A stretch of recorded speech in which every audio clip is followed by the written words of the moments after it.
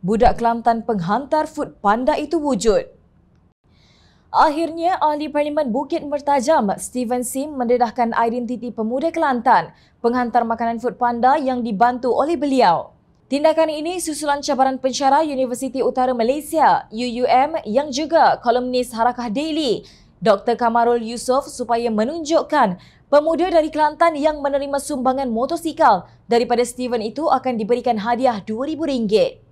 Kamarul mendakwa Steven hanya membuat rekaan dan budak dari Kelantan itu sebenarnya tidak wujud.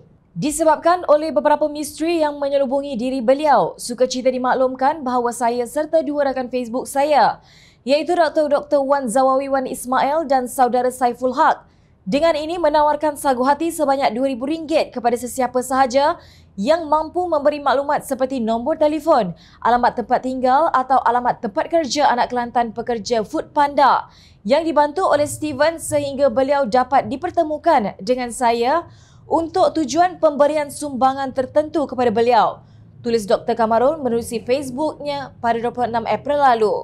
Kemarin, Steven membawa pemuda yang dibantu itu kepada media untuk diberitahu, inilah orangnya. Menurutnya, beliau tidak mendedahkan identiti sebenar penghantar food panda tersebut yang hanya dikenali sebagai adik Muhammad di atas permintaan pemuda itu sendiri. Sementara itu, Anas Hazmi Ahmad, nama sebenar penghantar food panda tersebut, meminta orang ramai untuk tidak mengganggunya agar dia dapat terus menjalani kehidupannya secara normal. Anas Hazmi berasa sedih kerana diperlakukan seperti penjenayah di mana hadiah berjumlah RM2,000 itu ditawar untuk mencarinya. Beliau juga sedih dengan pelbagai pembohongan dan tuduhan yang dilemparkan terhadap Steven kerana mendermakan motosikal kepadanya. Dalam masa yang sama, Anas Hazmi juga mendakwa terkesan dengan pelbagai tomahan yang dilemparkan terhadap dirinya dan Steven. Saya terkilan kerana ada pihak yang sanggup tawarkan wang sebanyak RM2,000 seperti saya seorang penjenayah, sedangkan saya tak buat apa-apa pun terhadap mereka, katanya. Menurut beliau, Steven membelikannya motosikal pada 13 April dan ia didaftarkan dengan namanya pada 14 April dengan menunjukkan geran motosikal berkenaan kepada media.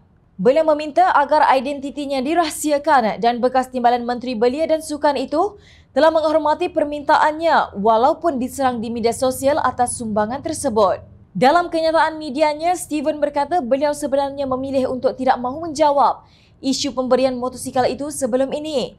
Namun terpaksa berbuat demikian sekarang kerana fitnah ini semakin melampau. Saya hanya menghormati penerima bantuan yang tidak mahu identitinya didedahkan kepada umum. Tapi saya pula difitnah macam-macam, katanya dalam sidang akhbar yang turut dihadiri oleh Anas Hazmi. Steven juga hairan bagaimana ada pihak yang membuat naik geran motosikal palsu di dalam Facebook yang kononnya dimiliki oleh seorang lelaki berbangsa Cina, susulan pembelian motosikal berkenaan. Beliau berkata pemuda tersebut turut dihampiri oleh pemimpin politik lain untuk menghulurkan bantuan selepas isu berkenaan tular. Saya adalah ahli parlimen dan sekarang parlimen tak boleh bersidang. Jadi saya melakukan kerja saya dengan memberi bantuan. Tapi apabila saya beri bantuan, ini pula yang terjadi. Saya tidak pernah menyerang mana-mana parti politik, tak pernah sebut kerajaan gagal atau parti mana gagal. Jadi mereka bukan mahu mencari kebenaran, namun mencari peluang untuk menyerang saya sahaja.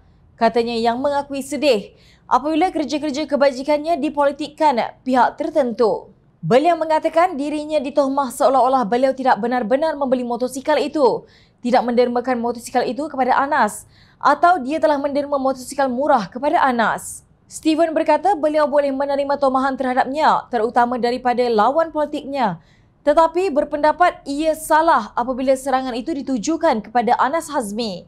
Difahamkan UUM turut menjadi sasaran maki hamun netizens yang berang dengan tindakan Kamarul Zaman. Malang sungguh apabila UUM turut terseret dengan gelagat seorang tenaga politiknya. Seekor kerbau membawa lumpur, habis semuanya terpalit.